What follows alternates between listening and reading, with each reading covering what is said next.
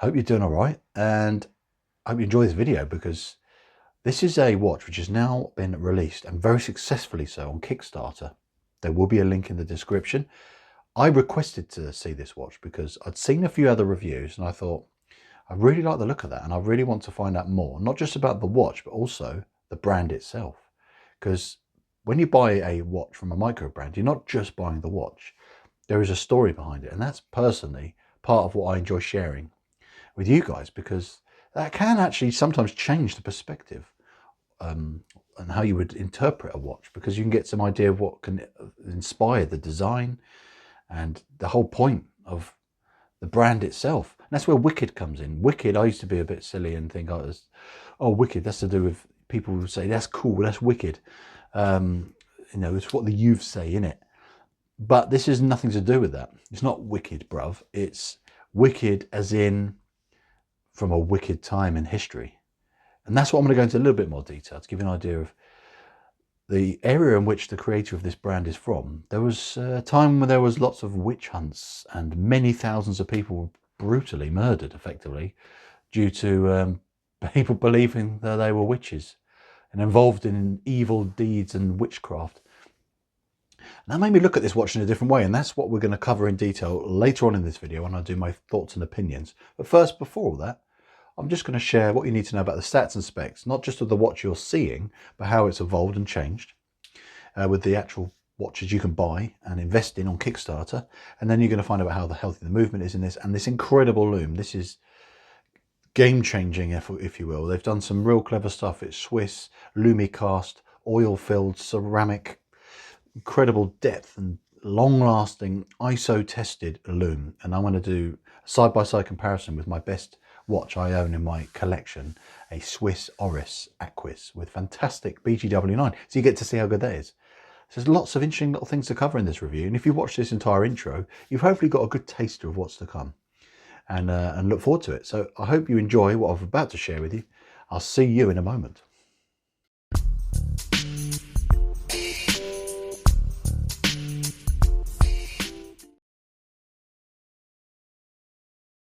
Let's get this out of the packaging. The prototype watch, remember this throughout, this is a prototype, and I'm going to be running through the changes that are happening to the Kickstarter setup and then the full mass production changes as well. These are important details that you need to know, because I don't want to be showing you a product and you to go, oh, I wish it had this and I wish it had that.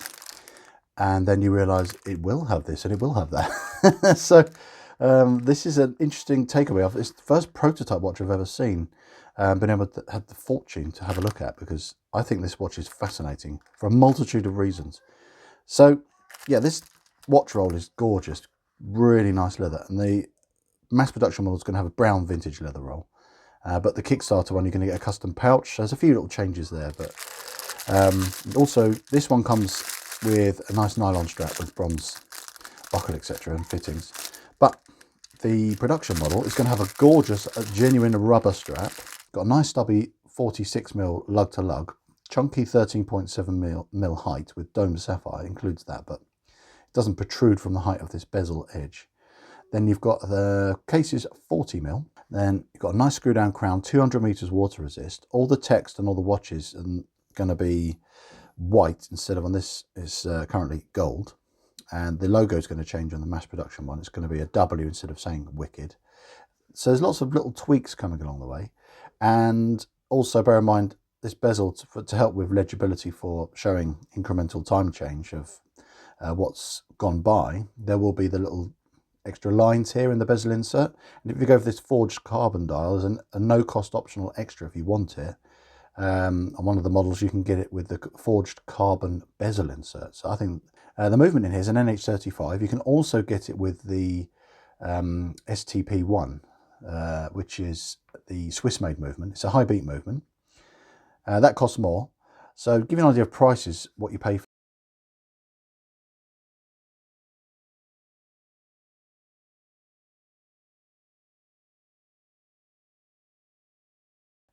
Kickstarter's a fun way of getting support for a business that has got a fantastic concept and an incredible prototype, get it to the next level, where, just to give you a quick blast through all the changes which are going to be happening, you've got Like I said, the brown leather roll instead of the black one which you saw before.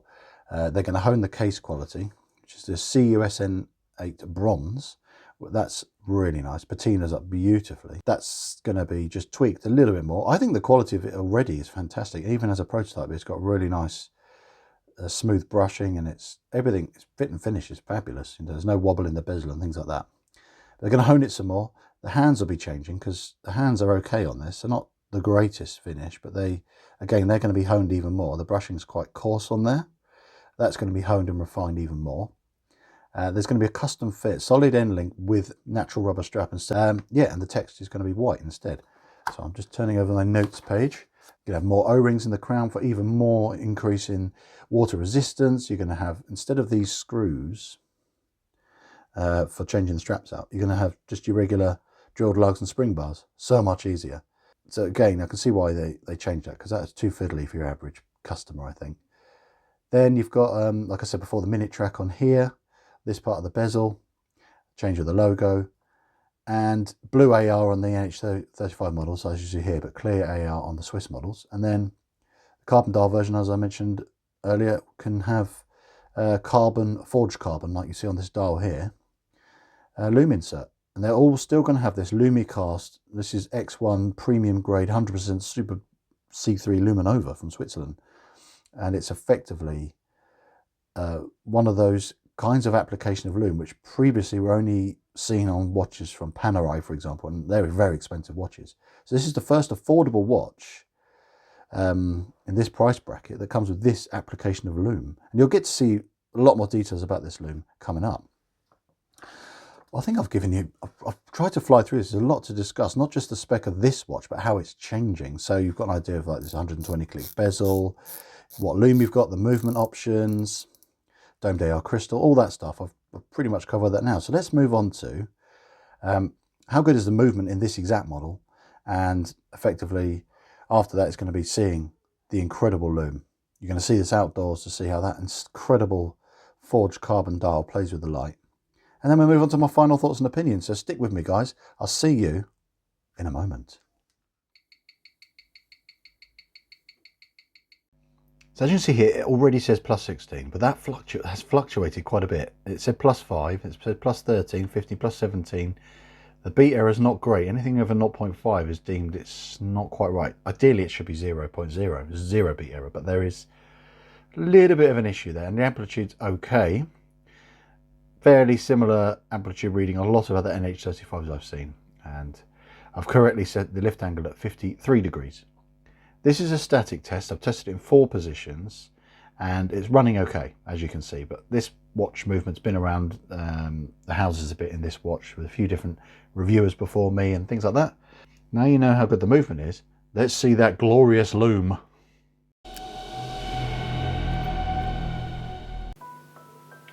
So each index is made of pure lume pigments.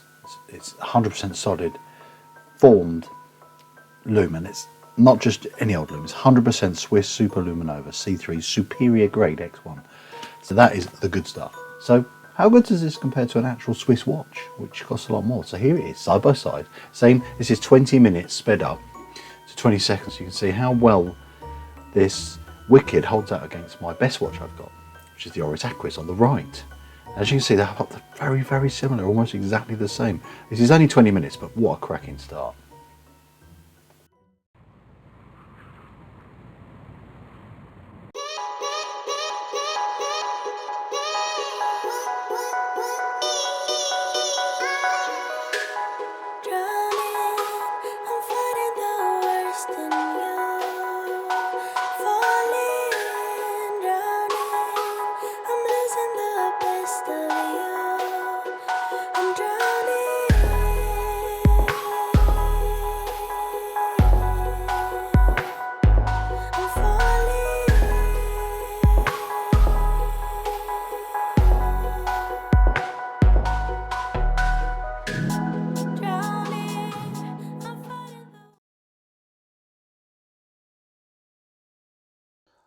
So what are my thoughts and opinions? Well, if I was to judge this watch just as it in its current state, I think it's So fun and so interesting. I've been chatting with the founder of the company from Wicked.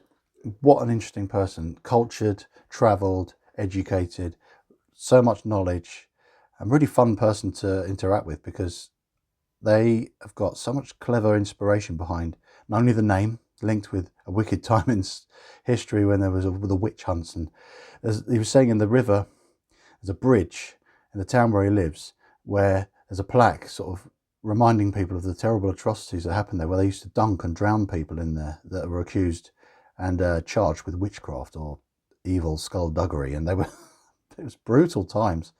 And just, I have this weird, obviously it's a very morbid thought in my mind, visualizing that, but it adds to me, if I was to get this watch, I know you can get different colors. You can get black. This is the forged carbon, incredible. Green or red. I'll go for the forged carbon because I'm thinking of witches. I just look at this dial, when you look at it, play with the light. I just imagine some kind of evil, inky black witch's cauldron when I look at that. And then when I look at this beautifully patinaed bronze, that makes me think of vintage, aging, time's gone by, it's that kind of feel. And obviously it's appropriate for a dive watch as well, which is what this watch is, a 200-meter rated dive watch, with all the correct elements you would have for a dive watch. So it's got a really interesting twist. And the thing that makes it go even more mysterious and magical to me is that lume. It's almost hauntingly good. It's so unbelievably powerful and bright, with these massive indices and the two different colors that you get in the bezel and on the indices and hands. It just pops. It's incredible. And it's so fun to have all these features, and another awesome little details which I just think, and with things that impress people that aren't even into watches, to go, what's that? You've got a lume filled anchor on the crown there, and then the same on the buckle. And that's so fun.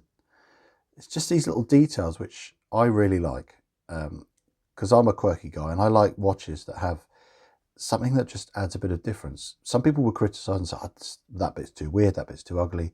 I like if a watch generates that kind of controversy or interest, because blandness sometimes is significantly worse than something that's audacious. Because at least if something's audacious, it's creating some kind of emotional response. If it's bland, it's just vanilla. It's just, people will be on the fence about it. It's not interesting. This is an interesting watch, but it's still attractive to me. That's my belief. But what do you guys think? Sorry, my light died. I'm really good at having battery powered lights die on me.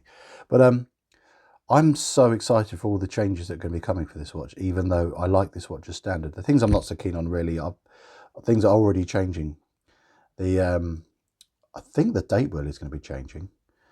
The indices, sort of the incremental minute markers in the bezel here, up to the 15, I think it is. Again, it's positive changes, little tweaks.